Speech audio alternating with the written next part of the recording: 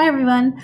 I want to show you how you can turn your digital worksheets, so worksheets that you would normally print out for students, how to turn them into digital activities by using Google Slides that students can type into, and then you can assign it to them through Canvas.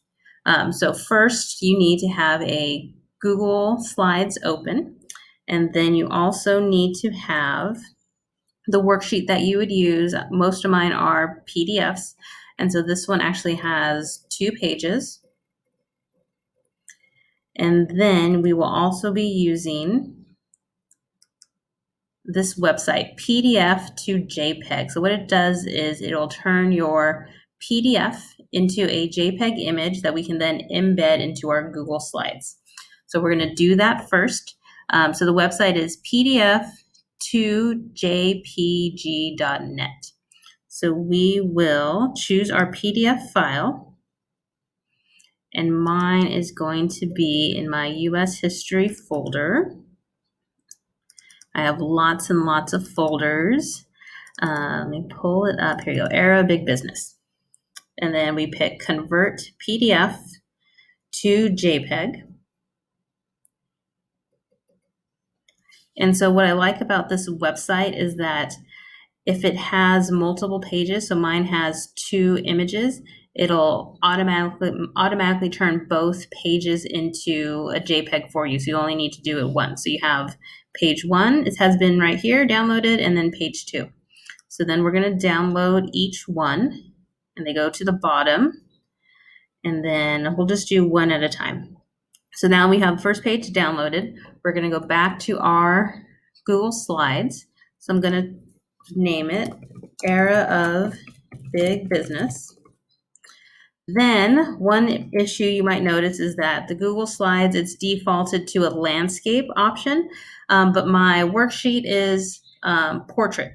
So we're going to change the format. So we're going to go to File and Page Setup, and then we're going to choose Custom. And so we're going to change it to like a normal piece of paper, 8 by 11. And then we're going to apply. And so now it has been changed.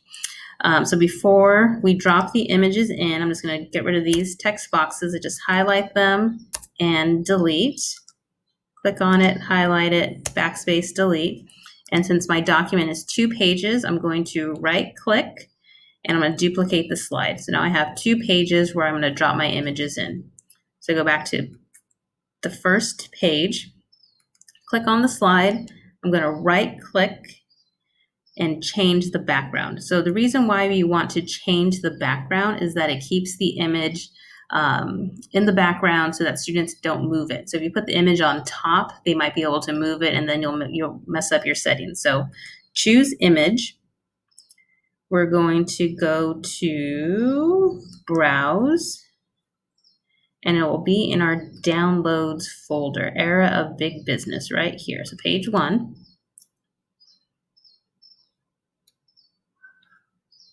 And done. So you see it's all there. So let's drop in the next one. So page 2, we're going to go back to the website, and now we're going to download page 2, and we're going to wait for it to pop up at the bottom. We're going to go back to our Google Slides and do the same thing. So we're going to right click, change background, choose the image, go to Browse, and then we're in our Downloads folder, and it's going to be Era Big Business page 2. So it names it for you. It is right there in your Downloads folder. We're going to add it to our background. And so now you have a Google Slides, but how will kids write on these slides? So this is where you go through, and now you're going to select this box right here. It's the text box, little T with a box around it. And we're going to add text boxes for our students. And so these boxes will be there for them. So they're already there. And something you can also do is to copy it and then paste it and then move it to where you need it. You can show your students how to add their own text boxes. I like to add it for them, just one less thing for them to do. And then I always also show them, before I assign it to them, I go over with them and make sure they know that the text boxes have already been added. One issue that some students will have is that sometimes you see the writing here is really, really small, but what they can do, show them that they can increase the size. So they can zoom in so they can work on it better. So that way it's not so small. So some students will complain about that. Let me go back to the select tool, but it's easy for them to zoom in, and then the text boxes are there for them. Let me go back out here. Let's just fit it back to where it was. So I added text boxes to all of these. I'm going to go through and I'll add it over here as well, but I don't want to take up any more of your time. And so once this assignment has been created, now you can go into Canvas. You can assign it using the external tool. Every student will get a copy of it. It gets back to you, so then you can see their answers once they have submitted. And so I have been using this and I have found it very useful. I will also type up these instructions for you to follow along, so that way maybe seeing it, but then also having a list of the steps for you. So I hope this has been helpful. Please reach out to me if you have any other questions.